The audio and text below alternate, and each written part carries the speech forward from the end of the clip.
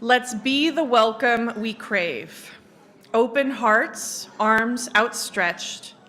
Let's embody radical welcome, unquestioning love. Let's be the welcome we crave. Deeply hearing voices and hearts. Let's be the welcome we crave. Enriching, understanding. Let us embody the community we crave.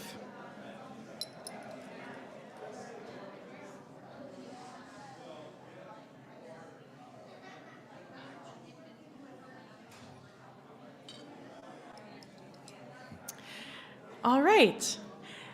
Would anyone be willing to go close the doors for us so we're not competing with the noise out there? Thank you so much. So yeah, this is part of a regular series of trainings. And if you have missed any topic and are interested, we have all the recordings and information gathered on the website also. So it's learning is the main topic on the website, and then down there you find learn how to volunteer or learn skills, and there's lots of information there. So other trainings that have already happened this year that you might find the recording there. We had the nuts and bolts, how to get things done at OUC training last month, and you'd find that recording. You'll also find last year's training recordings. And then after today, this recording will be there. So any topic that you're wondering about, you can look on the website. And if we have not done a training on a topic of interest to you, let me know, because we could plan and schedule it for later. So today we plan on doing about 45 minutes of how do we welcome and include all. And so the big question is, what is welcome? What does that look like? And how do we know if we're practicing it? As we mentioned in the invitation to this training, it is part of our mission statement to welcome. So what does that actually look like? And I'll take some thoughts. Wait for the microphone to come to you.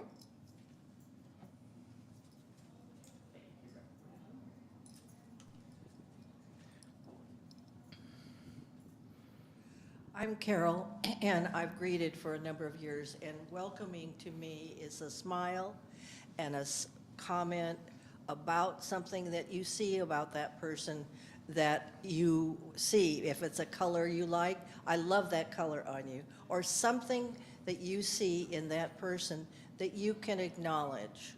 And that's how I greet people, with a smile, and if I don't know them, I ask them, I don't recognize you. My name is Carol, and that works really well. Nice. So I'm hearing a smile, some sort of affirmatory compliment or comment, and a introduction of your name and an invitation for their name. Yeah. Any other ideas of what welcome is? And if you're online and want to put it in the chat or want to speak, both of those are options for you online.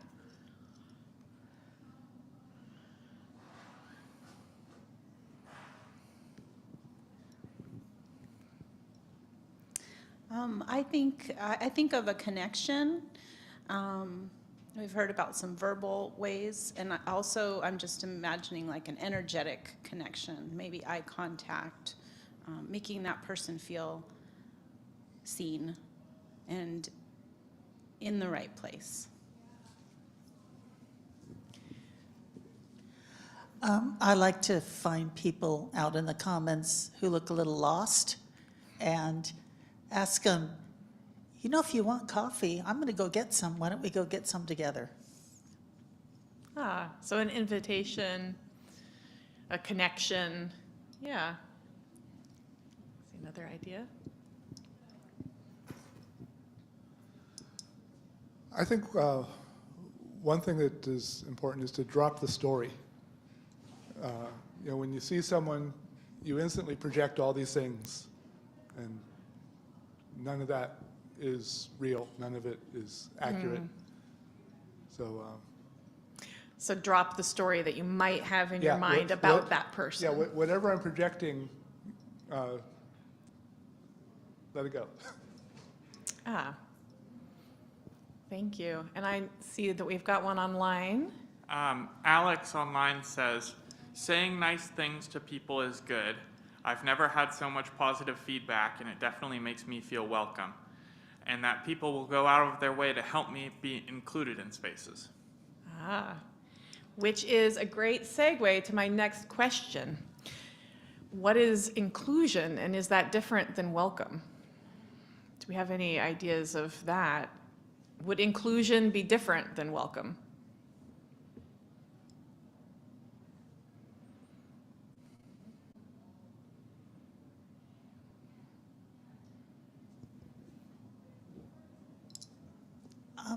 Inclusion is different. It's treating you like you're one of us.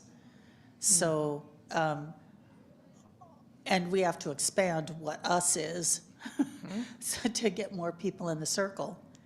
And also, I use we language. You know, we usually wait until, we usually hang out and talk to a few people before we go right to our cars after the service.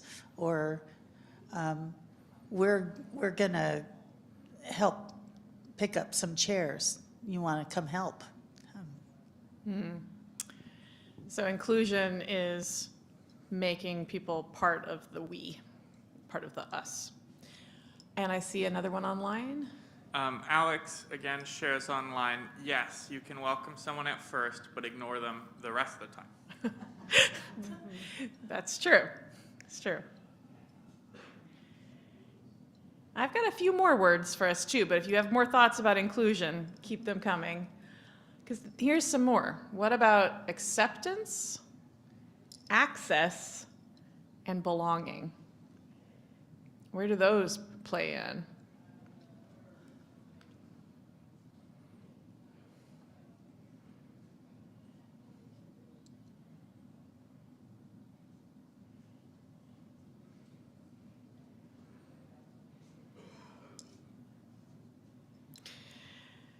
So I'll jump in here then.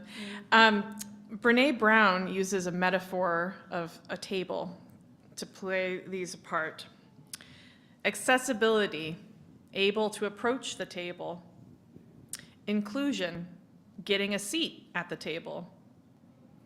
Belonging, a sense of mutuality with the others around the table. Now, Brene Brown further says that being part of something bigger and also having the courage to stand alone is part of belonging, because you continue to belong to yourself above all else. So belonging is not the same as fitting in. Any thoughts or wonderings about those ideas?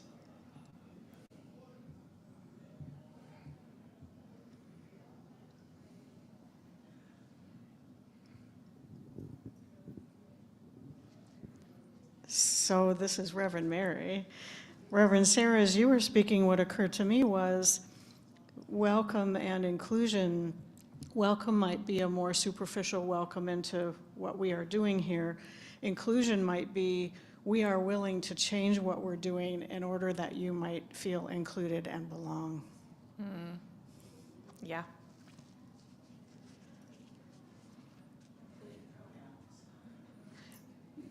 Right, Arlene just said pronouns. Yeah, changing practices. I think also, as a part of inclusion, acceptance is recognizing and acknowledging people for where they're at and who they are, and maybe even in part of the welcoming process to, if you're going to go around and find somebody to chat with who's, you know, even making a point of connecting with people who seem like they might be different than you, you know, in a way that makes both them and you feel like you're in this together. Yeah, thank you, Jasper. And Carbon, was that another online? Alex says, acceptance creates accessibility, just to reference a particular fella who paces in the atrium during services, or including descriptions, welcoming blind people into our space, which makes them feel included, increasing belonging. Yeah, that's a great point. That sometimes acceptance is what creates the accessibility, when we accept behaviors that are needed for accessibility reasons. Yeah. I think we need to look at and be aware of, every group has a sort of a pressure to conform, an indoctrination into our way of doing things. And we need to, I think, see that and recognize it and be aware of it. Because, for example, the pronouns. I disagree with the whole pronoun thing. Am I going to be included if I refuse to announce to the world my pronouns? But has anyone have we ever actually explicitly thought about how are we creating a groupthink and enforcing that might be off-putting to someone who otherwise might want to come? Yeah, it's a good point that there's norms that develop in every group, and how we choose to develop our norms, what we're choosing to prioritize. With pronoun and sharing pronouns, when people share their pronouns, it creates more safety and acceptance for those whose pronouns maybe are not commonly assumed to be what people, first make assumptions about them. I would question that, but that's a whole other. Sure, we could have that conversation offline. Yeah. So when we make choices about things like the pronoun use, we're making a choice for welcoming people who have expressed a need. And sometimes in community, we have people expressing contrary needs, and sometimes it's competing valid needs. Sometimes it's competing valid values. And that's when we have to really get down to working on that as a community. Other examples of competing needs or competing desires or competing comforts are around scent products. We have that debate in our community, around light fixture choices, and we do have to decide sometimes what needs we are going to work on. Yeah. We have an online, yeah. Alex online shares, I've been having that conversation with others, that there are Trump supporters in the congregation, and how do we make them welcome, and finding that balance. Right. Yeah, this is a conversation that we're going to continue having as we talk about what is welcome, what is belonging, and how do we welcome while also keeping in mind our core values and our covenantal agreements. Yeah. So I have a few basic tips of welcome to go through, and at any point, if you have a comment or question, just raise your hand. We don't have to wait till the end, okay? So the first is, I want to talk about difference and diversity. So we can sometimes make assumptions that we're all the same here. And we can forget to keep in mind difference and diversity as it's present in our community and as it's present in newcomers who come to this community. So just keeping in mind that not everybody is like you is a big step toward greater welcome and inclusion. Some possible differences and diversities that we might see. We might see differences in motor disabilities. This is that we've got people who come in with walkers or wheelchairs, and we need to think about how our space is set up for accessibility for that. And we're kind of constantly improving and working on that. An example is the new door openers that are just freshly installed. So now, people aren't getting trapped trying to open a heavy door with a walker. We also have folks with either a loss of or an impairment of a sense. So loss of hearing, loss of sight, any other sense that you might have a loss of. Lots of sensitivities and allergies are possible too, so we have to keep that in mind. Folks might come with a service animal, and you want to think about how that would be welcome and accommodated in the worship space or in any of our other spaces.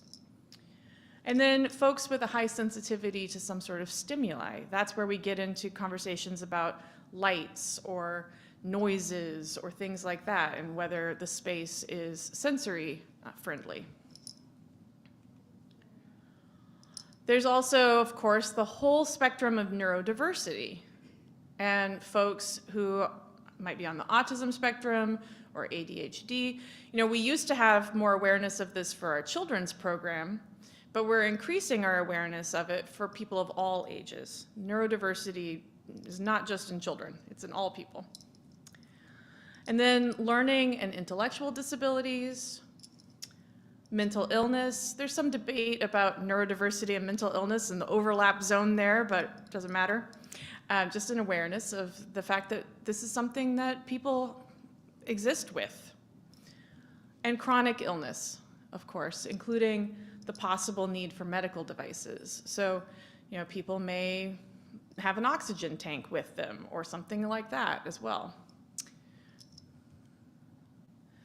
Then we get into the diversity and difference around race, around culture, where people are coming from geographically may have different culture, whether folks are immigrants to this country, or whether they're part of a subculture within this country. Class, we often make really big assumptions about class here, and they're not universally true. So people come from all sorts of different socioeconomic backgrounds, different financial realities, different educational realities, and religious background. That's a big one. In our last new member class, we had folks from just about every religious background you could imagine in the circle. So people are coming with a lot of different experiences. Then we have gender diversity here. We have trans and non-binary people here.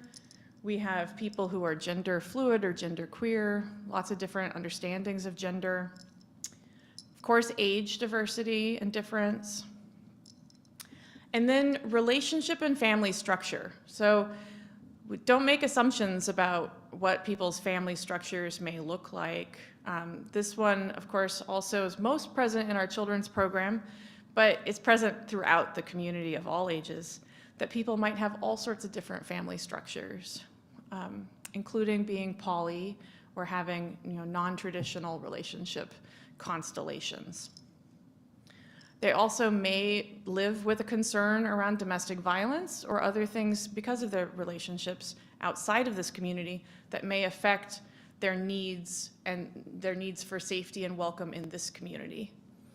An example of that is that we, you know, could create a safety plan for someone, and that was covered in another training about safety, and could be covered again in the future. So before I move on, any questions or thoughts about difference and diversity?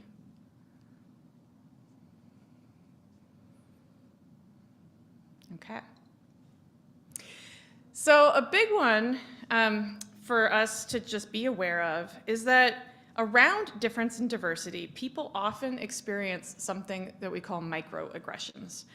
And that can be really off-putting to a person to feel welcome and safe and included in a community.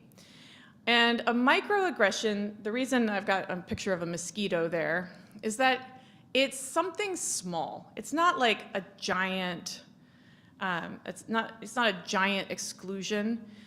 It can be a really small thing, but when it is repeated and you experience it a lot, it becomes highly irritating. So if you went through life constantly being just micro-poked by discomfort and microaggression, it adds up. So it's not that microaggressions don't hurt just because they're small. They still hurt. So the definition of a microaggression is a statement, action, or incident regarded as an instance of indirect, subtle, or unintentional discrimination against members of a marginalized group, such as a racial or ethnic minority. So some common examples of microaggressions are things like telling a person that they don't look gay, like, oh, you don't look that gay. Or for an elder, assuming that they must not know how to use technology, jumping in like, oh, here, let me do it for you. Like, that can be a microaggression also. And when we unintentionally commit microaggressions, that's when we need to have some awareness around ouch and oops and repair. That if a person tells us, that wasn't really nice, that wasn't okay, we need to have some sense of, oh, I'll learn from that. I'm sorry, I can make repair around it. Any questions or comments about microaggressions? Or anybody want to give an example? Yeah, Arlene. Yeah, I heard from our member Keto at the last training that they had been misgendered in other people's conversations across the commons. And anytime they heard themselves referred to as she, that was just one of those mosquito bites. Yeah. Yeah, misgendering a person can be a microaggression. And online? Alex says, like not using preferred pronouns. So same Yeah. idea there. Yeah.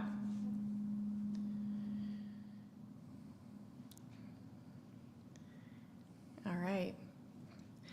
So the microaggressions and learning from them really fall into intent versus impact also. And here the idea is that it doesn't require, bad intent to end up having hurtful impact. So we all make mistakes. We all unintentionally say something. And it's what we do afterward that really is important.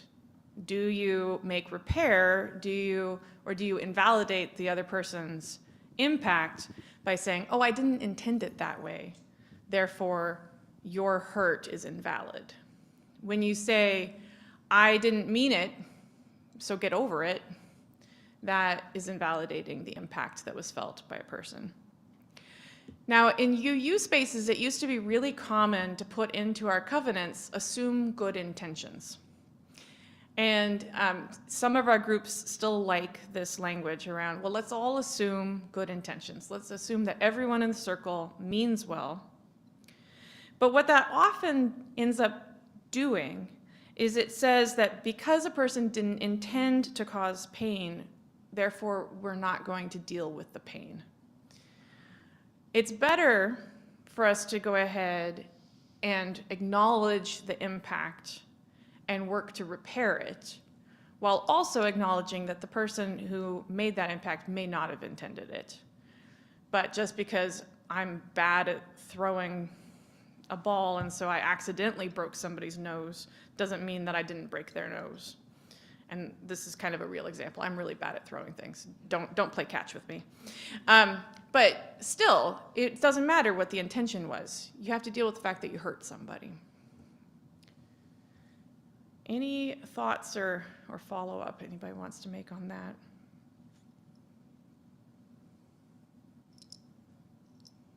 It's an ongoing learning, yeah, for all of us. So, Arlene? When we don't assume good intentions on the part of the person who is harming another person, then we're putting the responsibility of saying ouch on the person who was hurt. And with passive aggressive folks, that taking responsibility for when they're hurt is a difficult thing to do, as they don't want to rock the boat. So it makes sense then not to assume good intentions, that we are careful and we check with each other. Yeah. Yeah. Just to clarify, at first I was a little confused by what you said. I thought at first you said if we don't assume good intentions, then that's putting the onus on the person. So to clarify, you're saying that if we don't use that covenantal language, that's better because it's not putting the onus on a person to have to say, ouch. Well, we still do. To have open and honest, direct communication, which is what the language has changed to, is that then the person receiving the microaggression has to say, ouch, or the person delivering the microaggression won't know, or the people around who witness it. Yeah, it's a balance for sure. If people don't speak up to say what impact they're experiencing, it does leave everyone else guessing. There is also seeking to check in with people, seeking affirmative consent, seeking that we can be like, how are you doing? How was the impact with that? So rather than leaving it that people have to always just interrupt and say, hey, wait a minute, ouch, we can do a balance of practice where we also practice checking in with each other. And I saw an online hand. So first, I just had a comment, so Carbon here from behind the desk, that I think another part of this, people being able to speak up, is in how we react. And if it's just an, oops, okay, I'll do better, or, oh, I didn't realize, let me adjust my thinking next time, that makes it so much easier to speak up when something hurts you than if it does tend to become this more drawn out or awkward, painful kind of conversation. And then, unrelated to that, Alex online shares, my father refuses to acknowledge or accept my queerness with all good intentions to save my soul, in parentheses. But I don't speak to him much. I don't feel very welcome in his life. So don't be surprised to find someone's boundaries end up leaving you out. Yeah. Yeah, because that is the other choice that we're left with when we're not respected or listened to, is that we have to establish a longer boundary. I like the definition of boundaries as the distance at which I can love you and me at the same time. So that boundary may have to be pretty far. Yeah. Yeah, so this is an ongoing learning, this impact, intent, ouch, oops. And it's culture change, and culture change takes time. But if we practice this and we work on it, we can really become a much more inclusive and welcoming community. Yes, Carbon. Alex online says, to add to Carbon, grace and forgiveness and leading with love is also part of our faith edict. So I try not to be militaristic about my pronouns, for that too defeats the purpose. Yeah. Yeah, thank you all.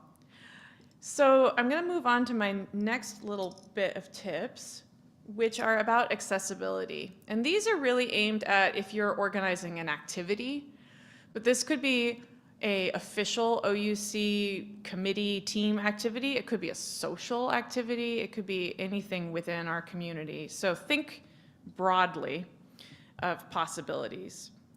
But when you're organizing an activity or an event, think of these questions. Is your meeting at time and place accessible? And are you clearly communicating the accessibility?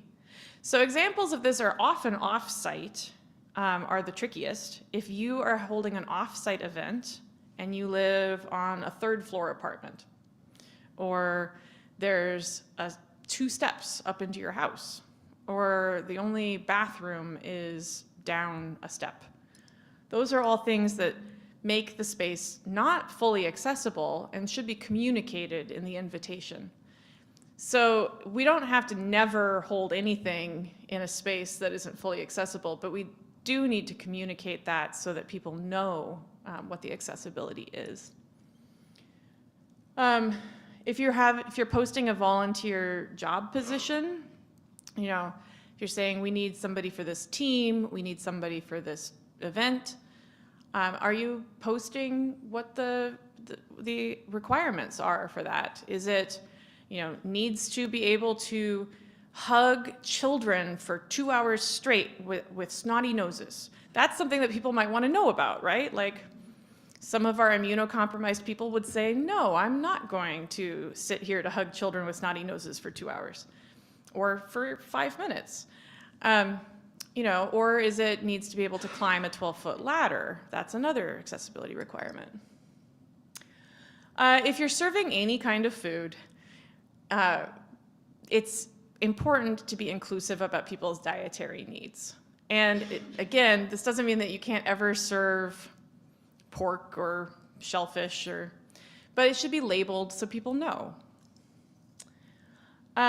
And is your activity safe and welcoming for people of all ages? This can be something as simple as, you know, groups that meet at a bar should probably note that. This is for people 21 and over. It can be that if you've got an event that you intend to be only for adults here in the building, that you say that. Say, this is for adults. Because if we don't say what the age restrictions are, then we're making assumptions and leaving people guessing how welcome they are. I was going to say, if we're inviting people to our home, we ought to include whether we have cats and dogs and critters. Yes. Yeah, environmental allergies as well. Yeah. Yeah. Yeah, and then for gender, is your group affirming of many gender identities? Or if it is a gender-specific group, we have groups here that are like the men's group, the women's group. Well, have you thought about how you include people who are trans men or trans women? And have you clearly identified what your intention around this gender-specific group is? Don't assume that that makes sense to everyone. You know, when we have non-binary people come here and they see, well, there's the women's group and there's the men's group. Why do we only have a men's group and a women's group? And so those questions are ones to think about if you want to make your group inclusive and accessible. Do you take neurodiversity and different abilities into account as you are planning your group or your activity, particularly around communication? This also includes different technology use and technology needs too. So, you know, and this is a big generational difference issue around communication styles. So we've had a whole training about generational differences. We'll probably have another one, and it takes more time than we have today, but different generations use different communication tools. And so if we're really going to be inclusive and accessible, we have to think about what communication tools are going to work for the most people. And then do you think about the transportation needs? Do you think about the bus schedule when you plan your meetings? Do you think about how people are going to get to the location where you're doing your offsite event?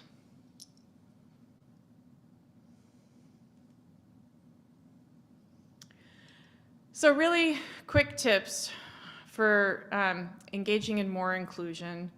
Don't make assumptions about other people. Don't assume that you know anything about them based on your first impressions.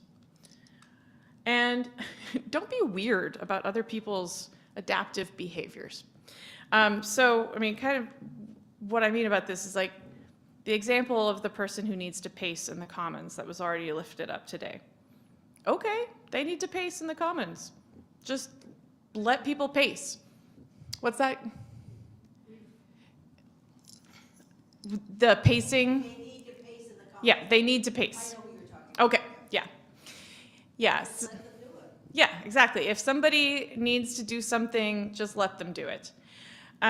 If people need to fidget with something, a lot of times adaptive behaviors are sort of fidgety or movement-based. Some people simply don't do well being forced to sit still. So let them, really. Like, it doesn't hurt anything to let people do what they need to do. And then don't make generalizations. So because one person needs one thing, don't assume that everyone is going to need that same thing. Or, what's helpful for one person with neurodiversity may not be helpful for another person. Everyone is a unique individual, and we need to meet their needs where they are. And then again, the microaggressions and working on avoiding microaggressions. The other one that's big if you are greeting people, don't be over enthusiastic about the arrival of someone who has a diversity that we so wish would be here, right? The example of this is the young person or younger person who arrives on Sunday morning and everybody's like, oh, it's a young person. I'm so glad you're here. We don't have enough young people. Oh, yay. Can you bring more of your friends? Oh my gosh. It's a lot of pressure, and it's kind of off-putting, right? So balance being truly welcoming with not smothering, right?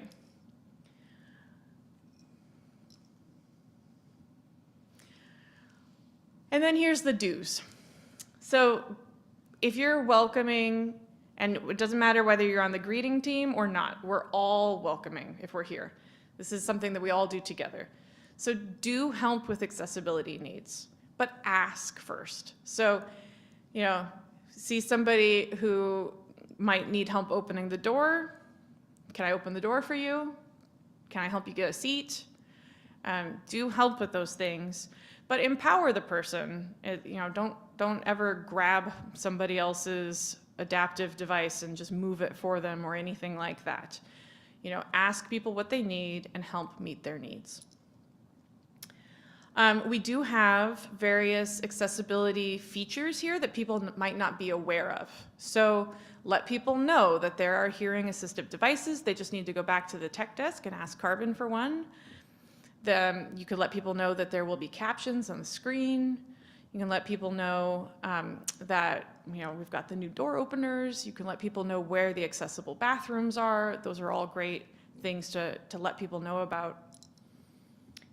And then we try to provide information in formats that are a variety of formats, because not one format is going to work for everybody. So not everybody's going to work for you to just speak it out loud. You might need to have it written as well. It's not going to work for it just to be in writing either, so also speak it out loud. And then, again, ask people what they need. Don't make an assumption. What are your needs, and how could I help? Do respect and affirm the way that people self-identify, whether that is something that you would identify as or not. Respect that if they're telling you that is their identity, that's their identity. And then learn how to apologize and move on if your actions have caused harm or impact. So those are my tips. And now we've got a few more minutes for questions, thoughts, or wonderings about what comes next for us to be a welcoming and inclusive community. All right, over here.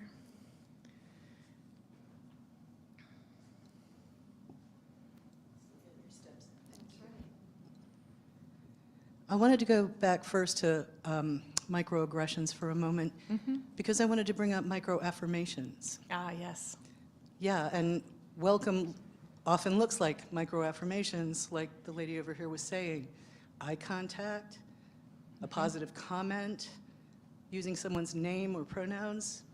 And microaffirmations can be sprinkled far and wide, and they help against microaggressions quite a lot. Yeah, thank you for bringing that up. That's a lovely addition. Yeah. Any others?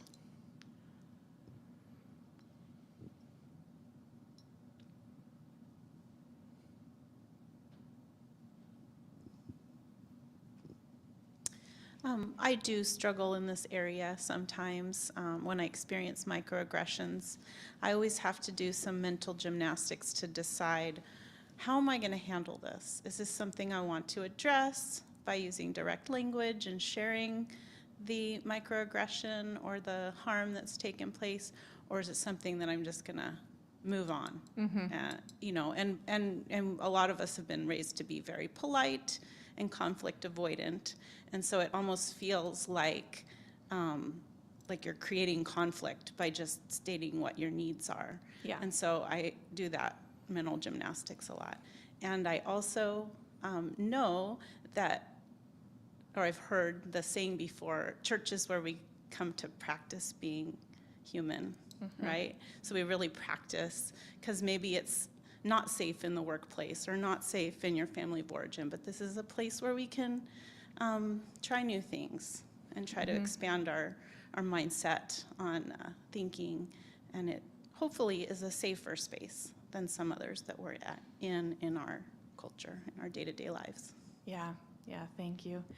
Yeah, a colleague recently shared with me a model for responding to microaggressions or other times when you feel that people are being a little aggressive toward you, which is nice, spice, or ice as 3 options. And I like this because it's really working in my mind. I'm like, oh, do I want to be nice? Do I want to be spicy? Or do I want to just ice them out? And it depends on circumstances, right? And it also depends on how resourced you are right now. But nice, well, that could be the actually asking questions. Did you mean that? Can I help you understand? Spice could just be an offhand, like, well, that was a weird thing to say, all right, and just being goofy about it, or just being like, well, actually, I put on this dress on purpose today, and then moving on. And ice could be, I don't want to talk about that right now. If you continue to talk about that, I will leave. This is just shutting it down. Yeah. So I can offer a recent example. I was in a social situation, and this person was telling me about their children and grandchildren, and they said to me, so how many children do you have? And so then, so there was a big assumption there, right? And so then it was, well, how do I answer? And I said, well, I don't have children. Oh, but you're married, aren't you? Another big assumption, right? I said, yes, I am. And parenthood is yes, I am, so I'm nice so far. I said, the decision about being a parent is complicated, isn't it? Will you excuse me while I go get some cookies? Because I'm done, right? So there was some nice, there was some spice, and there was some ice, all in that conversation. Yes, Carvin. Alex shares, I have a random thought on the seating from the choir loft view. People enter on one side and sit next to the door, leaving the farther seats less accessible. Can door greeters encourage early able-bodied members to sit on the other side? And then they had a separate message adding, leaving the seats closer to the door for elders, disabled, and latecomers. Yes, and I think that's a yes and a yes, but yeah, Carol. As a greeter, we try. Unfortunately, sometimes our members wish to be closer to the door because of the bathroom, and others just forget to move across to the other side. And it's an ongoing learning thing for all of us. Yeah. Well, and I would add there, if people are choosing to sit there because they need quicker access to the bathroom, that's actually a need. It's just an invisible need. So there's visible needs like, a wheelchair, which is very visible. And then there's invisible needs. And we have to work to not make assumptions that just because a person looks able-bodied or whatever, that they don't have needs. Yeah. But yes, encouraging people to move and sit on the far side is a practice that would help us all. Sorry, this is kind of a spicy comment, but we could make some of the chairs yellow for the people who have to go to the bathroom. That's a little excessively spicy. Yeah. Yeah, there's a variety of needs. I mean, people who have a child in the nursery and are worried about having to hop up if they're needed for their child is another one that comes to mind. Yeah. Any other thoughts, comments, questions? How do we reach this ultimate goal of being welcoming and inclusive as a community?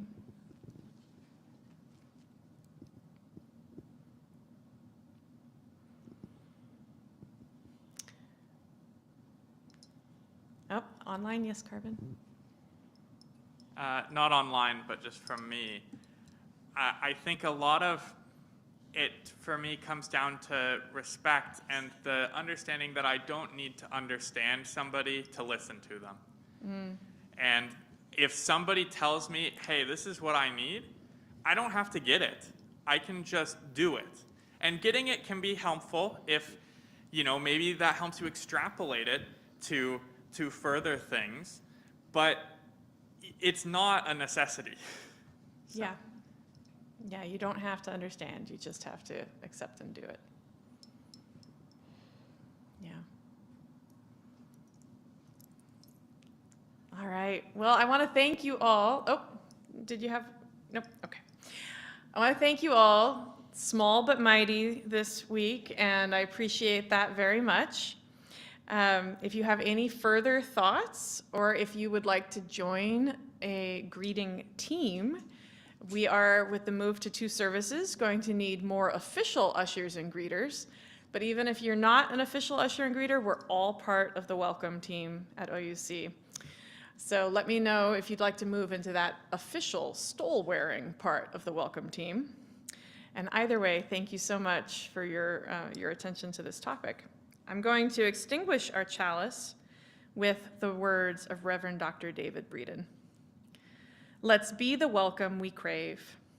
Open hearts, arms outstretched.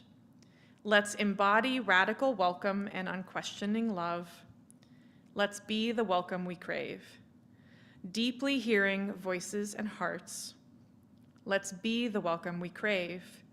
Enriching, understanding. Let us embody the community that we crave.